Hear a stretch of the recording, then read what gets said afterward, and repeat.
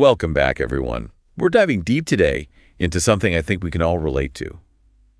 The power of writing things down. Absolutely. I've got some fascinating excerpts here from The Power of Writing It Down, a book by Allison Fallon. Oh, I've heard good things about that one. Me too.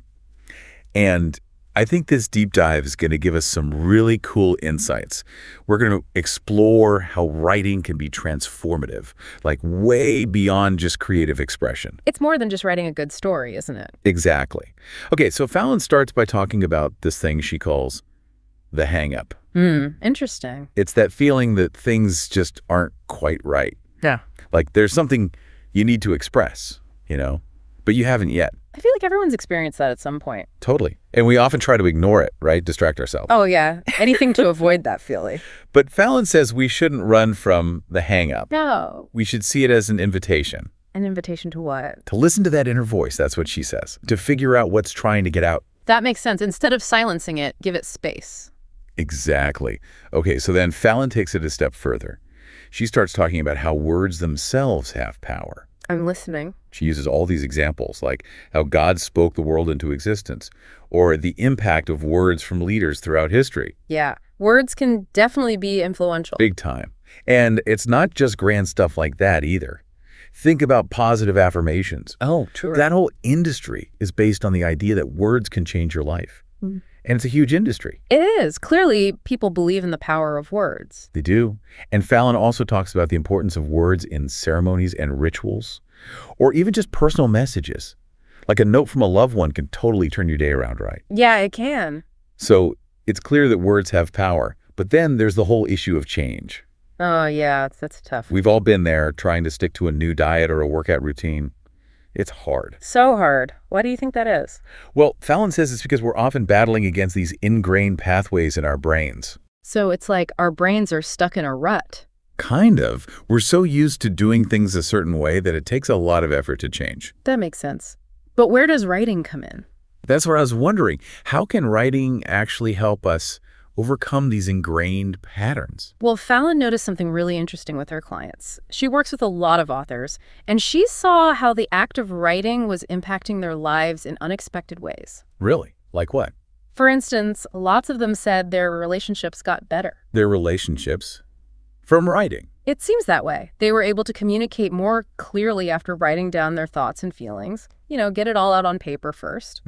Interesting. Like a pre-conversation conversation. Oh, yeah.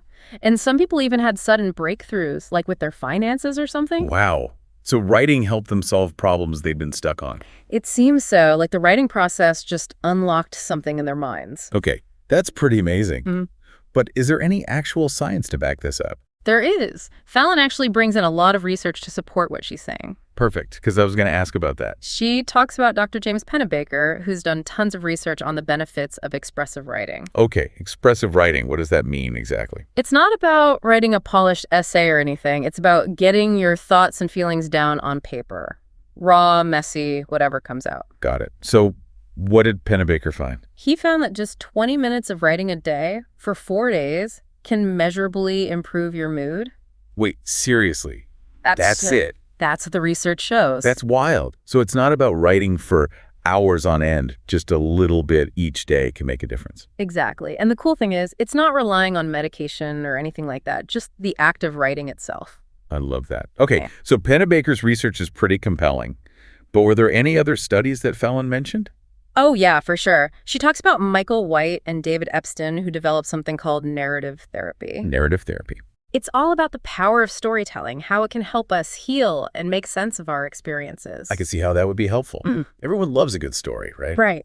And Fallon even brings in the work of Dr. Joe Dispenza, who studies how the mind can change the brain. Oh, wow. I've heard his name before. He's fascinating, and his research shows that our thoughts and beliefs actually have a physical impact on our brains. That's powerful stuff. It is, and this ties into another book that Fallon mentions, The Body Keeps the Score by Bessel van der Kolk. Have you heard of it? I have. It's about how trauma can affect us physically, right? Exactly. And van der Kolk talks about how writing can be a way to process and heal from trauma.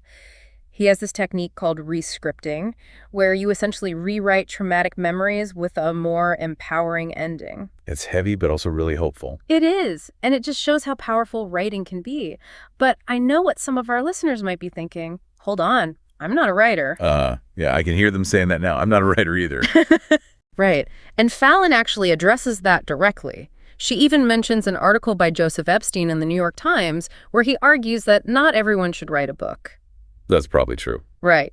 But Fallon's point is that this isn't about publishing a bestseller. It's about the personal benefits of writing. Even if it's just for yourself, no one else has to see it. Okay, that makes sense. So it's not about becoming a professional author. It's about creating a personal writing practice. Exactly. Okay, I like that. But is there any research that actually supports this idea of a personal writing practice?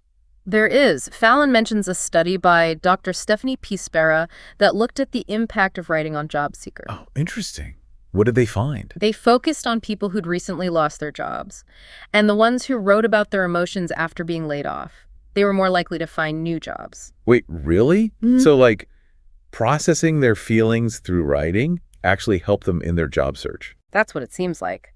The researchers think that writing helped them release all that pent-up negativity so they could show up more positively to interviews. Wow, that's fascinating. It's amazing how even short bursts of writing can have a real impact. It is. So it's not about spending hours crafting the perfect prose. It's about creating space for writing, even if it's just a few minutes a day. And that's something we can all do, right? No matter how busy we are. Exactly. And Fallon talks about the importance of having physical, calendar, and even mental space for writing. Okay, let's unpack that. What does she mean by physical space? Like having a dedicated writing desk or something? Well, yes, that can help, but it's also about making that space feel personal and inviting. Fallon even tells a story about how she redesigned her apartment during a tough time, and it actually helped her feel more grounded and focused. Wow. So our environment really can affect how we feel and how we write. Definitely. And then there's calendar space, which, let's be honest, is hard to come by these days. Oh, yeah. We're all so busy. How do we actually make time for writing? Fallon says we have to be intentional. Look at your calendar and ask yourself, what am I spending my time on? Is it really aligned with my values? Ooh, that's a good question. It's easy to get caught up in the whirlwind of life and forget what's important. Totally. And by identifying those misalignments, you can start reclaiming your time, even if it's just 5 or 10 minutes for writing. That feels doable. Okay, what about mental space? What does that even mean? That's about quieting the mental chatter, you know? Just sitting and observing your thoughts and feelings without judgment. It sounds like meditation, almost. It is similar. It's about creating that stillness within so you can hear what's trying to come out. I love that. Okay, so we've talked about creating space for writing, but what about actually getting started? Any tips for overcoming that initial hurdle, the blank page staring back at you? Oh, yeah. Fallon has this really cool tool she calls the infinity prompt. The infinity prompt. Tell me more. Well, it's pretty simple, but it can be really powerful. You start with the facts of a situation, just the objective details. So, like, if I was writing about an argument with a friend, the fact would be that we disagreed, not why I think we disagreed. Exactly, just the neutral facts. Then you move on to your thoughts about those facts. So that's where I could say, I think my friend was being insensitive. Yep, that's your interpretation of the situation. And finally, you explore your feelings about those thoughts. Okay. So I might say, I feel hurt and betrayed because I thought my friend cared more about my feelings. Exactly. And Fallon emphasizes that this simple framework can help us see situations more objectively, uncover unhelpful thought patterns, and recognize how those memorized feelings are driving our reactions. Wow, it's like holding up a mirror to your own mind, right? Seeing how your thoughts and feelings are shaping your reality. It is. But Fallon warns us that when we start to write honestly, we might bump into some drama. Drama? Like writer's block? That can be part of it, but she actually distinguishes between two types of drama: outside drama and inside drama. Ooh, intriguing. Let's start with outside drama. What's that all about? Think of all the external things that can disrupt your writing routine. Unexpected phone calls, work, deadlines, life stuff. Oh yeah, tell me about it. Life has a way of throwing curveballs when you least expect it. It really does. Fallon shares this hilarious story about trying to carve out time for writing, And then all this crazy stuff happens. Her sister has a heart attack, a tornado hits her old neighborhood, and her husband loses business due to the pandemic, all in the same week. Wow, that's some bad timing. But it doesn't sound like she's saying writing caused these things, right? No, not at all. It's more about how focusing on writing made her realize how many distractions were already present in her life. Kind of like how a ray of sunshine coming through the window suddenly makes you see all the dust particles. Ah, I get it. It's about becoming aware of how easily our attention gets pulled in a million directions. Exactly. And then there's the inside drama. Which I'm guessing is a whole other beast. It can be. This is about all the intense emotions, thoughts, and memories that surface when we start to write honestly. The stuff we usually try to bury deep down. That sounds a little scary, to be honest. Yeah. Why would anyone want to dredge up all that negativity? I know, it can feel daunting. But Fallon argues that it's crucial for growth and healing. She compares it to an earthquake releasing energy intense in the moment, but ultimately it creates space for something new to emerge. Okay, that's a powerful image. So it's about acknowledging and processing those difficult emotions instead of letting them fester. Exactly. And remember, you don't have to do it all at once. Fallon emphasizes that we have control over the volume dial of our own drama. Meaning we can pace ourselves. Yes. Dip your toes in slowly or dive right in. It's up to you. That's reassuring. So both types of drama, outside and inside, can be valuable teachers in this writing process. They absolutely can be. Outside drama reveals our distractions, helping us be more mindful, and inside drama. It forces us to confront our deepest fears and insecurities, which can lead to greater authenticity in our writing. That's a good way to look at it. So it's not about avoiding drama altogether, it's about understanding what it can teach us. Precisely. And that's a big part of what Fallon calls life practice.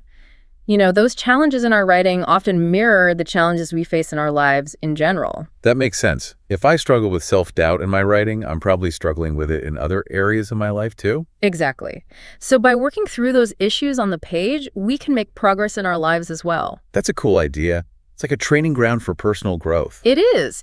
And you know what Fallon says is one of the most powerful tools we have for navigating these challenges? What's that? The power of questions. Ooh, questions.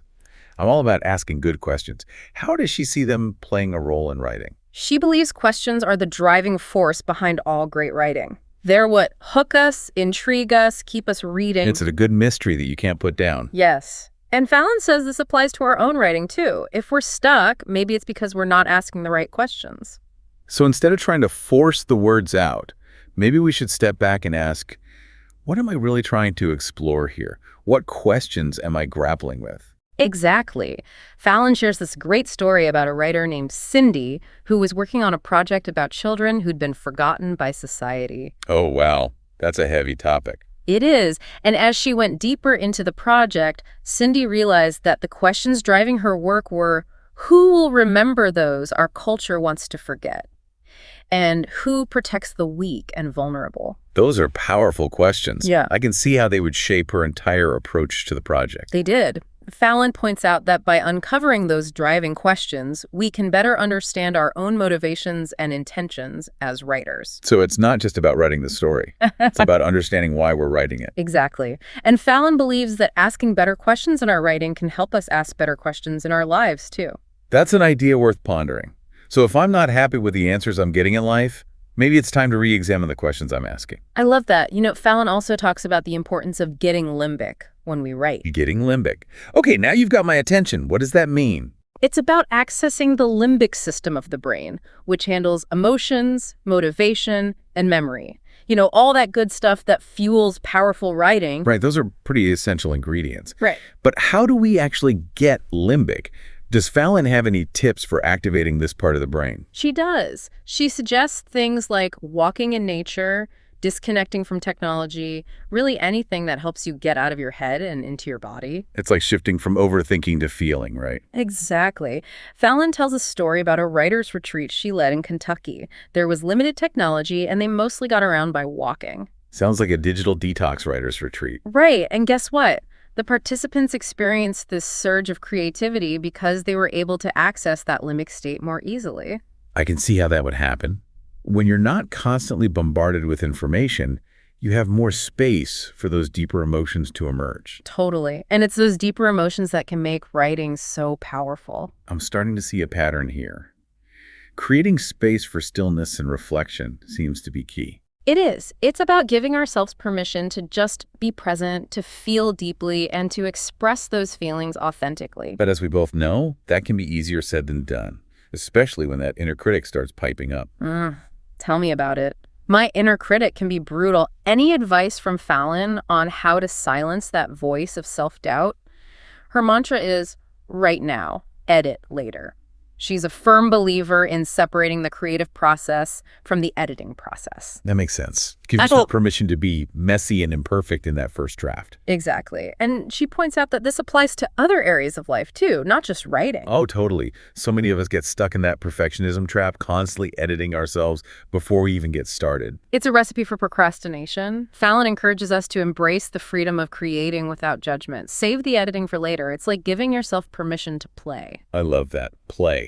It takes the pressure off, you know? It does. And she says this can lead to greater joy and freedom, not just in our writing, but in our lives. It's about letting go of that need to be perfect all the time and trusting the process. Exactly. And that leads us to another one of Fallon's key ideas, developing a narrator voice in our writing. Ooh, a narrator voice. I like the sound of that. Tell me more. Well, she's talking about that wise, compassionate voice that observes and comments on the events of a story.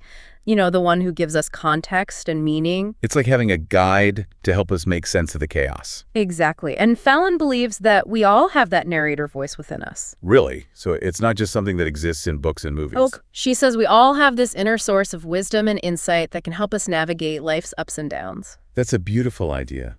But how do we tap into that voice? It seems like it would be easy to lose it in the noise of everyday life. It can be. Fallon suggests some exercises that can help. First, visualize yourself as the protagonist of your own life story. Interesting. So, like, really own your experience and see yourself as the main character. Yes. And then, imagine that wise, compassionate narrator observing your life. What would they say about your experiences? What insights would they offer? It's like stepping outside of yourself and getting a different perspective. Exactly. And then try writing from that narrator's perspective, even if it feels a bit weird at first. So it's about practicing that voice until it becomes more natural. Yep. And Fallon emphasizes the benefits of developing this strong narrator voice. Yeah. She says it can help us gain greater perspective, find meaning in challenging situations, and even cultivate a sense of calm and confidence when we're feeling uncertain. Those are some amazing benefits. It sounds like developing this narrator voice could be really transformative. It can be, and it's just one of the many gifts that writing can offer. I'm so glad we're having this conversation. I'm already feeling inspired to pull out my journal and start writing. Me too. And there's still so much more to explore.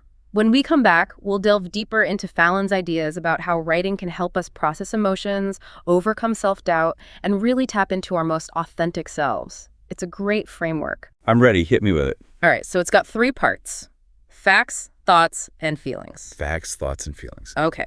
You start with the facts of the situation. Got it. Just Yes. the straight up objective facts. Yep.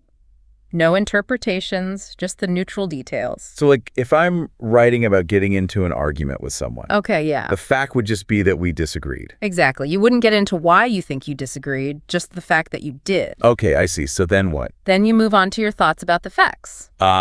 Okay. So that's where I could say, I think the other person was being totally unreasonable or whatever. Exactly. That's your interpretation of the situation, your thoughts about what went down. And thoughts aren't always accurate, right? That's the thing. We often mistake our thoughts for facts. That's so true. And that's why this exercise can be so helpful. It makes sense.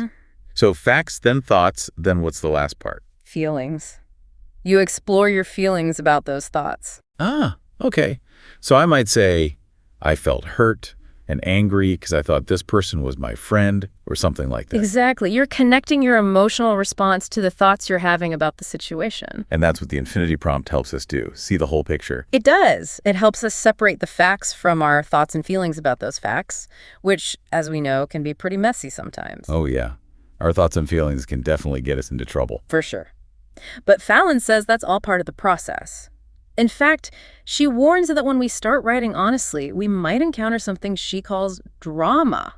Ooh, drama. Does that mean like writer's block? Well, that can be part of it, but she actually divides drama into 2 categories: outside drama and inside drama. Okay, I'm curious. What's outside drama? Think of it as all the external stuff that can interrupt your writing routine. Okay, so like phone calls and emails. Yeah, those are definitely culprits. Or maybe a work deadline suddenly pops up, or a family emergency. Ugh. Yeah, life has a way of doing that, doesn't it? It really does. Fallon tells this funny story about finally carving out time to write, and then her week just explodes. Her sister has a heart attack, a tornado hits her old neighborhood, and her husband's business takes a major hit because of the pandemic. Oh my gosh. Talk about bad timing. Yeah. But it doesn't sound like she's saying writing caused these things, right? No, not at all. It's more about how the act of focusing on writing just made her super aware of all the distractions that were already present in her life.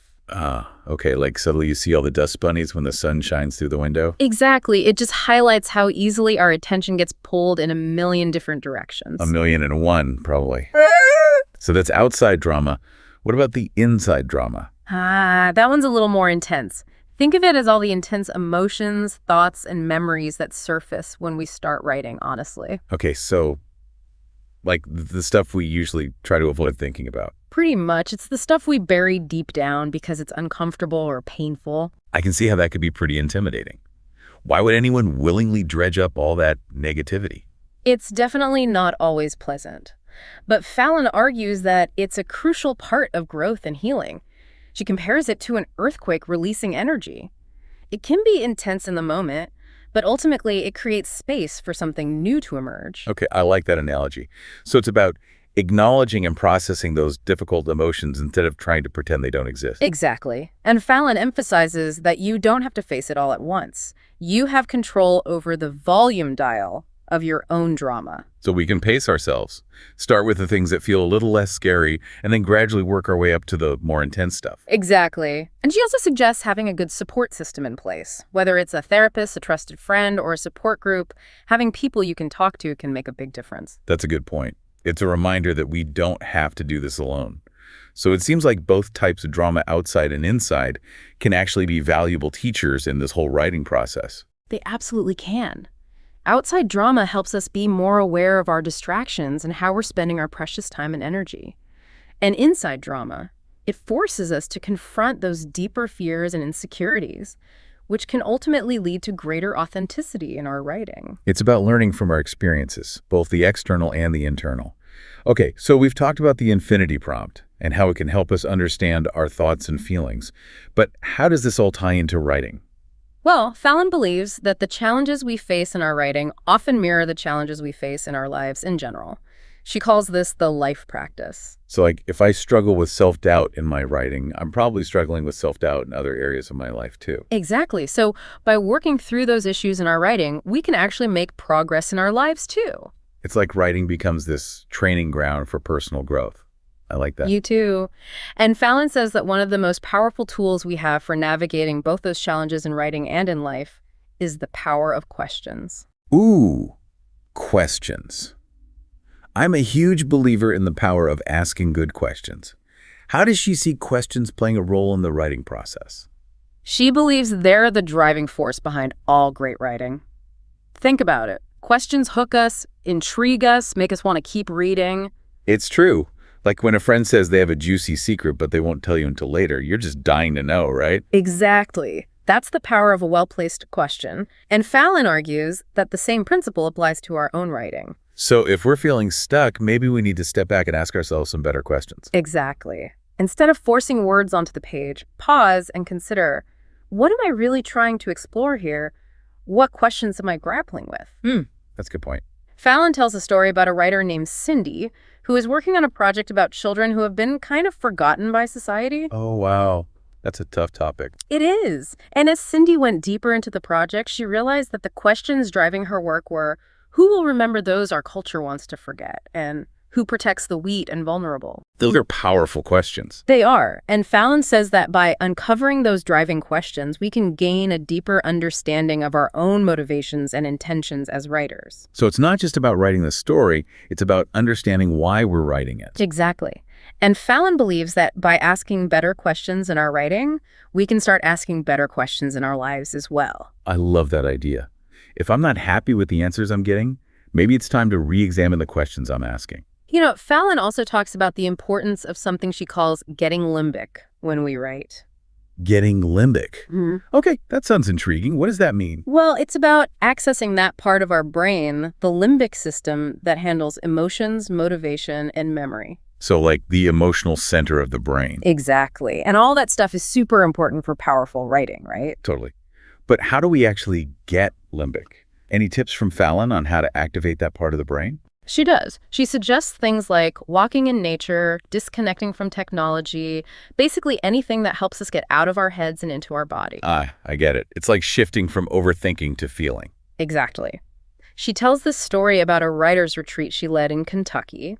They had limited technology, and everyone got around by walking. Sounds idyllic, like a digital detox writer's retreat. Right. And because of that, the participants were able to access that limbic state more easily. They experienced a surge of creativity and were able to tap into deeper emotional honesty in their writing. Wow, that makes a lot of sense. When you're constantly bombarded with information and stimulation, it's hard to connect with those deeper emotions. It is. So creating space for stillness and quiet reflection is key. It's about giving ourselves permission to be present, to feel deeply, and to express those feelings authentically through our writing. Exactly. But as we both know, that's often easier said than done, especially when that pesky inner critic starts to creep in. Ugh, don't even get me started on the inner critic. Mine can be brutal. Did Fallon offer any advice on dealing with self-doubt? Oh, absolutely. She's a big believer in separating the creative process from the editing process. Her mantra is, write now, edit later. That makes sense. Don't overthink it, just get the words down on paper. Exactly. And she says this applies to other areas of life too, not just writing. Oh, for sure. We can get so bogged down in perfectionism that we never actually get anything done. Totally. So Fallon encourages us to embrace that freedom of creating without judgment, save the editing and refining for later. It's like giving yourself permission to play, right? Exactly. And she believes this approach, write now, edit later, can lead to greater joy and freedom, not just in our writing, but in our lives in general. It's about letting go of the pressure to get it right all the time and just enjoying the process. I love that. And speaking of process, that leads us to another one of Fallon's key ideas, developing a narrator voice in our writing. Ooh, a narrator voice. I'm intrigued. Tell me more. Okay, so think about the voice in a story that observes and comments on the events, the one that provides context and meaning. Ah, okay. Like the voiceover in a movie. Exactly. And Fallon believes that we all have this narrator voice within us. Wait, really? So it's not just something that exists in books and movies? Nope. She says we all have this inner source of wisdom and insight that can help us make sense of our lives. Wow, that's a powerful idea. But it seems like it would be easy to lose touch with that voice in the midst of everyday life. It definitely can be. But Fallon offers some exercises that can help us connect with that inner narrator. First, try visualizing yourself as the main character in your own life story. So like, really own your experiences and see yourself as the hero of your own journey. Yes, exactly. And then imagine that wise, compassionate narrator observing your life. What would they say about your experiences? What insights would they offer? It's like getting a different perspective on your own life. It is. And then try writing from that narrator's perspective, even if it feels a little weird at first. So it's about practicing that voice until it becomes more familiar. You got it. And Fallon points out that there are some really cool benefits to developing this strong narrator voice. Like what? Well, she says it can help us gain greater perspective on challenges, find meaning in seemingly random events, and even cultivate a sense of calm and confidence in the face of uncertainty. Wow, those are some amazing benefits. It sounds like developing that narrator voice could be a real game changer. It can be, and it's just one of the many gifts that writing can offer. I'm so glad we're having this conversation. I'm already feeling inspired to pull out my journal and start writing. Me too! And guess what? There's still so much more to uncover. When we come back, we'll explore how writing can help us process difficult emotions, overcome self-doubt, and really tap into our most authentic selves. It really is. You know, it's interesting. We've been talking about all the benefits of writing, but what about Fallon herself? Like, what keeps her motivated to keep writing? That's a great question, and actually she talks about that in the book. She does. What does she say? Well, she shares this anecdote about a workshop she was leading with another writer named Melody Miles. Melody was having trouble figuring out the core message of her book. I can relate to that. Sometimes it feels like you're just swimming in a sea of ideas and you can't find the shore. Exactly.